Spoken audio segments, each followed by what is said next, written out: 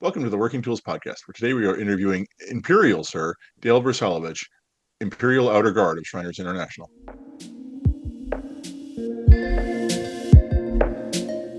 Ladies and gentlemen, brethren all, welcome to the Working Tools Podcast, a casual conversation around Freemasonry. First, it's important to note that our thoughts and opinions are our own and do not reflect those of our Grand Lodge or respective craft or concordant bodies. Please connect with us and ask questions via our website at theworkingtoolspodcast.com.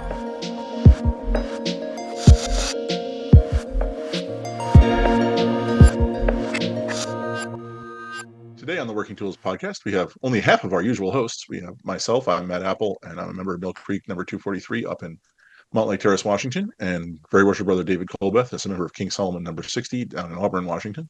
Our Canadians are both, I don't know, they have families or some such silliness, and decided they wanted to maintain their family harmony or something silly like that. So David, however, is joining us. I almost said internationally, but it's not, from the opposite corner of the continental United States. I just came from Epcot, so it could be a little bit of international in there, I suppose. There you go. But we are excited to have with us a returning guest, which doesn't happen too often. Usually people come once and they're done. But Dale Vrsalovich, who is the, as I said earlier, the Imperial Outer Guard for Shriners International. So Dale, welcome back. We're glad to have you. Thank you. Thank you very much for having me. So as usual with these interviews, we sort of like to spend the first episode or so just sort of talking about how you came to be where you are. So what brought you to Masonry? What brought you to the Shrine? How did you get to be where you are? Oh, wow. I think it was a design by my mom because she was a Job's daughter way back in the 50s when she was young. And when I was a little guy, I ended up going to a lot of Job's daughter meetings with my big sisters who were 3 and 7 years older than me. So I have a twin brother, and we used to hang out around Norwalk Masonic Lodge down in Norwalk, California, which has an interesting address, 12345 East Rosecrans Boulevard. You'll never forget that address. Anyhow, we grew up there in the Masonic Lodge there and learned all the hidey holes and closets, and any good Masonic Lodge, that's a huge one that they've got lots of places to look around. So we sat outside a lot of meetings on Saturdays because that's when they met, and grew up around the Job's daughters, literally just having sisters and lots of sisters. Didn't even think about DMLA, didn't know about DMLA until we were 12. And then my 3-year older sister mentioned that there was a group called DMLA, and it was for us. And if we wanted to join, we had to wait till we were 13. And needless to say, that was a long year. So we ended up joining DMLA at the age of 13. We came into Excelsior DMLA out of Artesia, California, and it was sponsored by Artesia Lodge and Norwalk Lodge. So we had an advisory council with Masons from both lodges, and those guys were really great. I can't tell you how much I miss those gentlemen. I still have some in my life, but some have passed on finally. The chapter dad that I was closest to just passed away a year ago, and his name was Wally Stairs, and he was a great guy to me. Very, very good father figure. So I look forward to my time at DMLA. My parents went through divorce when I was 11, so the DMLA dads were very much a part of my life because my dad was kind of a loner and disappeared. He lived close by, but he never spent time with us. So I spent more time with my DMLA family than with my own family at that point. And my twin brother and I had a great time in DMLA. We went all the way through. Both became master counselors. We excelled in ritual. We earned all the merit bars you could get. All the stuff you do for having a chest full of bars. All the badge points you get. So it was like Boy Scouts in that sense, because in DMLA we have merit bars, and Boy Scouts they have merit badges, and we did all that stuff. And by the time I got to my 21st birthday, I'd pretty much done everything you could do in DMLA, and was in college at that time, and I couldn't wait to join Masonic Lodge. And me and my twin brother both joined on the same day in August of '82, we joined Artesia Masonic Lodge because we were closer to those Masons. And it was a big, big celebration because all the DMLA advisors from all over Orange County and Southeast LA County were at that party because they did it on a Saturday. There was a Lewis there. His name is Gary. His dad was in the lodge, and then me and my twin brother. My dad was a Mason. He wasn't active, but he did show up for our initiation. And the three of us all came in on a Saturday morning. And every degree after that was on a Saturday. They just made a special thing and had three of us at each time. So I went through the degrees from August. We had the work done in a week, and they said, "Well, slow down, guys. We can't get it to you that fast." So October was when we got our second, because in California you got to qualify to become master, and so they were preparing the guys to step up, and so it took till October for them to be ready for that one. And then the next degree was, I remember this date, December 18th, 1982 was my Master Mason degree, and that was quite a shock because I had every senior DMLA and every advisor that I'd ever met with was down there. We had probably 150 guys in that building, and it was a fun day. It was nice. And I just joined Masonry because I wanted to keep the brotherhood going that I had in DMLA. And that was my chance to just keep that going. And I went right in there, became a lodge officer the next month, because I was able to return my proficiency in a week. Because back then, after all those years of DMLA ritual, doing lodge ritual, once you had the formula down, the first degree, the next two just built on that. And it was, went right into it. Became a steward with my twin brother. He was in DMLA, he was master counselor after me. In lodge, the Wally Stairs, the master that year, switched us. So he put my brother in front of me, and we went through the whole 9 yard and went up the line, and he became master in '88, and I was master in '89. And we got to do, my favorite time was when we were both deacons together, because, when you got twins, everything's sharp, identical, moving, all that stuff. So it was good times, good times. That's great. That's great. The support from the community, I say the community, I mean the community of Masons, is definitely, it's I don't know what is moving when that actually materializes. You hear sometimes about it, and sometimes you end up going, really, where is everybody? But hearing that that happened and that meant so much to you is Oh yeah, and this hurts. I just lost a really good mentor from DMLA. His name was Raymond Davies, and he was a DMLA advisor for Garden Grove DMLA, which is in Orange County, just next to Anaheim. And he's known me for 50 years. And his daughter, Debbie Morse, was involved with Job's Daughters here. She was, I think, state grand guardian for Job's Daughters. So when I first moved up here, they came up here for her installation. And the guy who got me to Shrine was the associate grand guardian. So I sat with Ray Davies and found out, and his daughter being installed there. It was just kind of great to have the SoCal family come up. And I've looked up to Dad Ray Davies for decades, and he was a mentor extraordinaire, just a really, really gracious, wonderful man. And I just got the word this morning from Debbie that he passed away last night peacefully while he was studying he was trying to become an ordained minister. So he was studying, and he did our prayers for DMLA Devotion Day in Southern California for years. So anybody I'm in sorry to hear your loss. Yeah. Sorry to hear that. These guys, I'm telling you, the DMLA advisors, they're family. It hurts right here. It really does.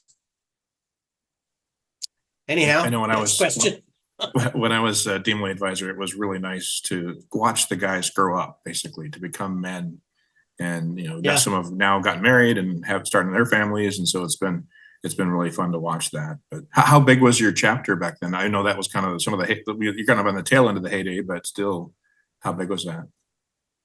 When I got in the chapter in '74, 6 of us joined at the one night. 5 of us still talk. one doesn't, and but we know where he is. So me, my twin brother, and my best friend Marvin Finneyfrock all stayed active for many years. And matter of fact, Marvin and Dana became deputy members of ISC. And Marvin has now moved to Texas. He's in Conroe, Texas. And my twin brother's still down in Southern California. And I moved here in 2011.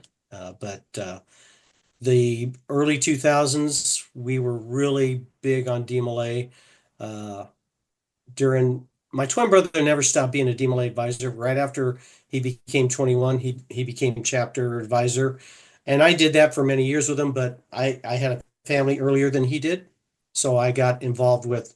I just did masonry, my family, and then when he had a big event, I would come out and like cook for a dinner or something like that. But I didn't do the day-to-day stuff anymore. Then we shut down the chapter in '95 because California changed the rules on having seatbelts. And he used to go pick up a bunch of the boys in the back of his truck and take them to a meeting because unfortunately their parents wouldn't take them. So the only way we could get a quorum was when he would go around picking them up. And I helped him occasionally on those times. But when that happened, he said, that's it, we're taking a break. And we shut the chapter down. We didn't close it. We just shut it down for a while. And they put our money at their jurisdiction and held it for us. And then we reopened it in 2000, just before the 5-year time limit came up.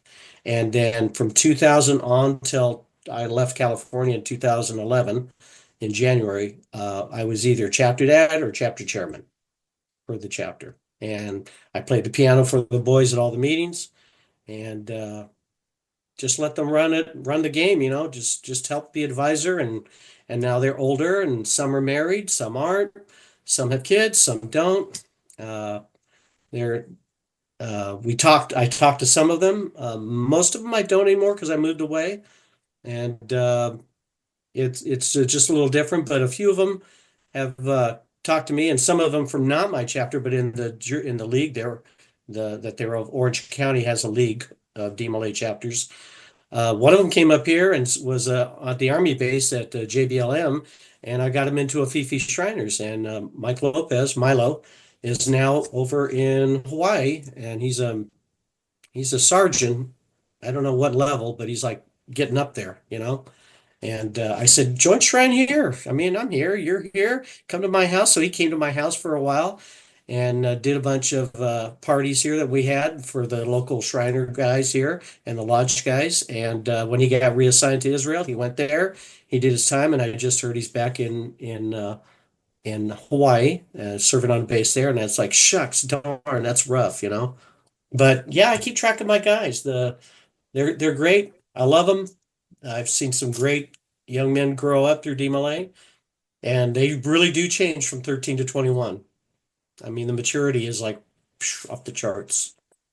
They're little brats, and then they start doing the usual 16, 17-year-old things, and then by the time they're 18, 19, they're wise, so they figure things out a bit more, So, and then when you see them 10 years later or 5 years later, it's like, wow, it's really good to see you guys, So did you join Shrine in California also, or did you do that after you got up here? I did not join Shrine in California. Unfortunately, California down there did it wrong. They never invited me to anything. I was never invited to a potentate's ball, never invited to any of the big events they had, never asked to help out at a parade. But when I came here to Washington, I had no family, no friends. And I moved here in 2011 in January. And the first event I went up to here was the Burns Night that the local Washington 4 and Ridgefield Daylight and Mountain 32 put on in District 19. And that's when I had my introduction to Masonry in Southwest Washington. And from that led to my friendships and getting invited a lot of times to shrine events. They're doing fundraisers for this and fundraising for that, and they just need an extra body or something. And so, having left all of Southern California, my kids were adults at that point and doing their things. So I was really on my own. So I went to the shrine events. They were the most welcoming group. And finally, in June, they did a July, they did an East-West football game for the county here, and it was all to raise money for the Shriners Hospitals for Children at the time. And so I spent a whole weekend helping them out, moving stuff from it, and selling product and all that. And I just had a ball. And later on, a month or two before that, they'd had a big parade here in Hazeldale, and they brought a cannon to town, and they needed someone to walk behind it and catch a dummy that they shoot out. Needless to say, after doing that 2 mile walk, I had a blast. I had a fun time. The crowd loved it. Uh, and I learned the fun side of Shrine, because when you're entertaining and people are clapping and shouting and cheering on, that's a buzz.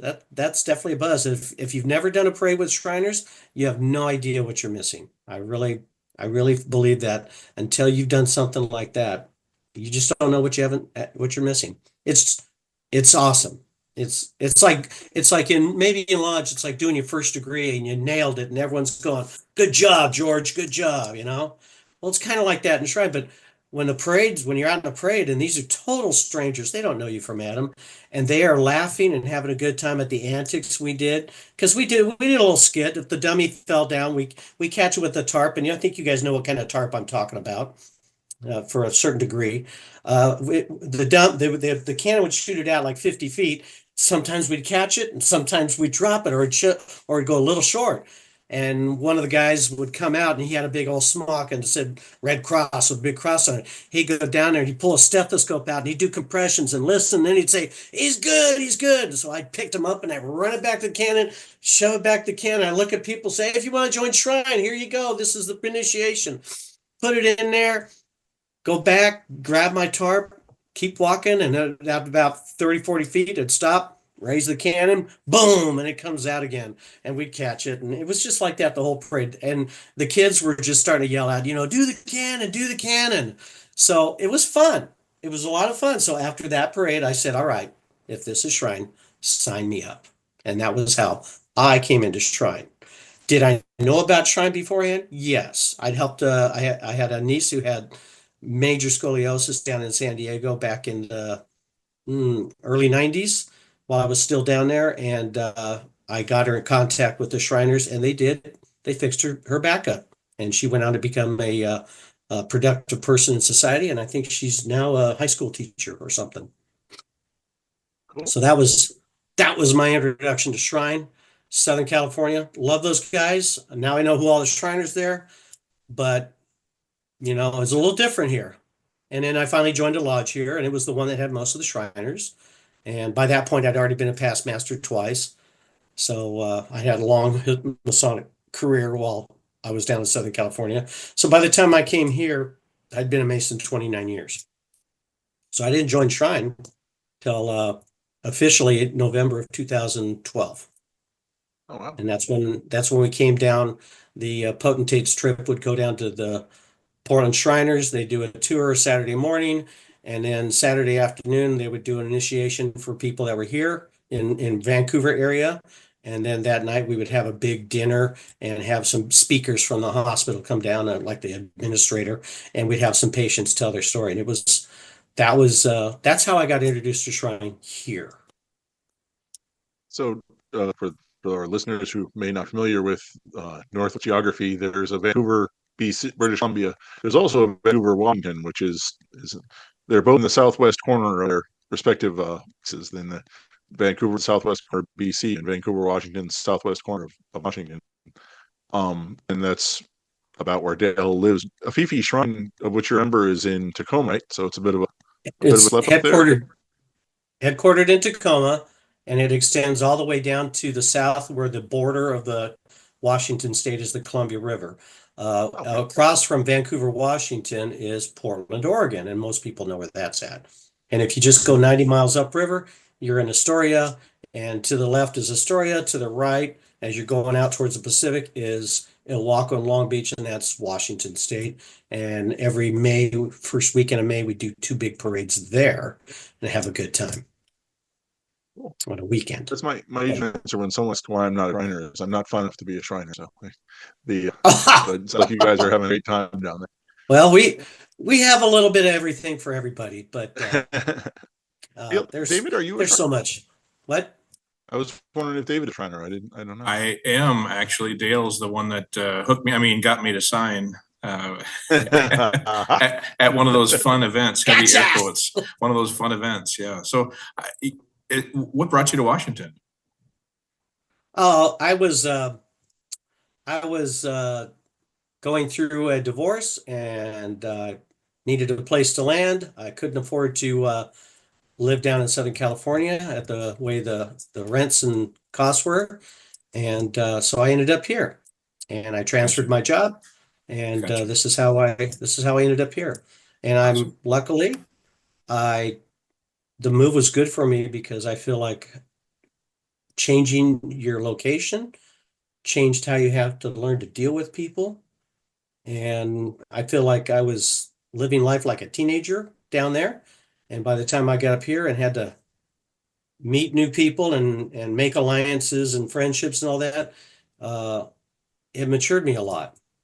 So, and it's been an ongoing process. I'm not, I'm 63, but it really does make a difference when you get out of your home where you've been for 49, 50 years and go someplace else. It really opens your eyes to a lot of different things. Different world. I mean, sidewalks, they have them all over Southern California. Up here, only in certain areas. Yeah, for sure. Things like that, Traffic. Lots of traffic where I was. You come up here, different, slower, nicer in some ways. When I say slower, I mean, in Southern California, I lived always within like 25 minutes of Disneyland, either northeast, south, or west, mostly north of it and west of it. And there was Southern California, there's always something to do anywhere you go, any direction you go. Beaches, movies, plays, shows, you name it. And entertainment. You got Knott's Berry Farm, Magic Mountain, all that. And of course, you got different beaches. You got west-facing beaches down in Malibu and Redondo Beach, or you got south-facing beaches, Huntington Beach and Newport Beach. So it's a whole different world. But coming up here was good for me. I got to see a whole lot of different ways of looking at life, and met a lot of different Masons that were really cool guys. And they're some of the best friends I've ever made are up here. I'm not kidding, including you, David. I think you're a hell of a guy. I appreciate that. Likewise. We'll continue to build that relationship in the future for sure. I was really impressed as you were going through your degrees. I can't say that I remember the date specifically. I'm 90% sure it was in September in 2008, but I don't think I could tell you the date. I was really impressed that you know exactly the date. That was one thing that we talked about, and that it's other guys don't remember. It's an important date. Do you have that apron you got when you were made a Mason? Well, I don't want to rat on my lodge, but I'm going to because nobody listens to this show anyway. But they didn't actually write it on the inside of my flap, and so I had to. I went and found the date, and I know I wrote it in there, but I'm pretty sure it was September because I was still working on my proficiency. I wasn't like you that I could do in a week. Took me 3-4 months. Well, I had a twin brother. I remember I was still working on it in December. So. Yeah. When you have a twin brother and you're very competitive, we were, all over that. And of course, once you learn the program of how it goes, then we could give it to each other. And then we had a bunch of senior DMLAs from my chapter, 2 specifically, that were in their 20s that were ahead of us by a couple of years. And we would get together and play poker and work on ritual while we're playing poker with pennies. We just played penny ante poker and drank cheap beer and had a good time because we were all single at the time, and that was our Friday nights kind of thing. But it was definitely competition. Who could do it better? You also said something about you had to qualify for advanced degree to be able to move up. What was that? Okay, so in California Masonry, you cannot be installed from senior deacon on up unless you have your ritual memorized for that position and any advanced parts that you would have to do that year. Okay. So for like the senior deacon, you would have to know all the senior deacons' work and then be able to open and close lodge in the first degree. Okay. Okay. Sure. So kind Now, of like our proficiency. to be an in that officer, you had to, before you can be installed as an officer, you had to memorize your proficiency and give it back in lodge before you could be installed. And I think it's the same thing here too. You have to have Yeah. that part done. Yeah. So, the I mean, third there's proficiency. there's similar things in Washington and California, and I like some here and I like some there. Okay. But the memorizing the ritual, yeah. I mean, when I was in DMLA, I did the ritual for the DMLA degree and the initiatory degree when we did a class, and I did all the master council work. So I was a ritualist. Let's put it that way. When I was young, I did it all, and it was fun, you know. But I had a lot of good guys with us. It was very competitive. Everybody wanted to be really good, and this was still the 70s. DMLA was still big then. It was right about 1980, 81. It started taking a nosedive, and I don't know why. Something about society changed. That was when computers started. The computer games started about then. We had ping pong, and then all that stuff. So Right. Atari. that might and all have that. something to do with it. Yeah, Atari. I mean, I think my mom got us an Atari 1000, and she said, "You guys need to learn this stuff because that's the future. These computers." And me and my twin brother were like, "Oh, this programming? Ugh. No way." So But maybe if I got in the military. yeah. So you were pretty young when you were Worship Master. I'm not that far behind you, but I didn't join until I was almost 40, 38 when I joined Masonry. But I graduated in 89. So not to put a little day, but you were pretty young then when you became Master. I went in at 27 and went out at 28 because my birthday's in August, so it's late in the year. So Wow. That's 89 pretty young. minus my age, I was 27 so my twin brother was 26 when he went in, and I was 27 when I went in. And yeah, I There. mean, I look now and I go, living past Masters, and I go, I'm 89. I'm way on the other side of 2000.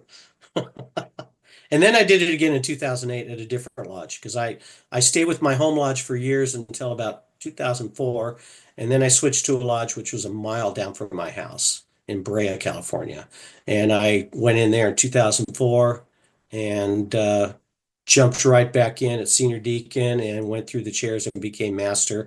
And I'll tell you what, being master at 47, 46 versus master at late 20s, huge difference. Yeah. Huge. Yeah. Were there, besides you and your brother, were there a lot of younger officers Yeah. and Masons and all that in your lodge? The oldest guy in the line was the master at the time. Oh, no, you could call the secretary, and that's the secretary's position. He was an older guy, but everybody is still alive from that year, from 82 to 90. Everyone's still alive. Every one of us, and we're all still talking to each other, except for one, and he had a fallout with Masonry some years later, and went religious and didn't want to follow up, and so I know where he lives. He's still around, but we don't talk anymore. But all the other guys, yeah, they're still active in some way, shape, or form. Eastern Star, that kind of stuff. So we still talk. I still see them on Facebook. We send each other love on their birthdays and that kind of stuff. The oldest among us that's still living is Jerry Quimby, and he's probably in his 80s because he was 45 when I was in, and he was master like in 84 or 85, something like that. Good guys. Nice. Those were good days too. Yeah. What a great experience. What a great experience. Yep. Well, yeah. I'm impressed that you managed to keep contact with all these people. I've periodically think about guys I knew when I was in the military or high school or college or whatever, and I think, I wonder where he is now. And you seem to have fingers on those things. I guess that's well, I stayed there for all those years. Being in the Imperial line. Well, I have a good penchant for people, names, and I keep relations up, and I've learned that's very valuable. Never burn your bridges, you know. Mm-hmm. Well, on that note, I'll say, David, your 30 was on October 27th. Yes, Matt has supersonic access. What was the date again? So, October? October 27th. Okay. So, I'll tell you something about that date later, David. Oh. That'll be with private. that, I want to thank you, Dale, for being on the show. It was great to have you here, and I'm stunned that someone came back on the show after being here once. Usually they on the screen and we never hear from them again. But thank you for coming back. And You're welcome. We look forward to talking a little bit more, hopefully here soon. And on behalf of Dave and myself, we'd like to thank you all for listening to the Working Tools podcast. Goodbye. My pleasure.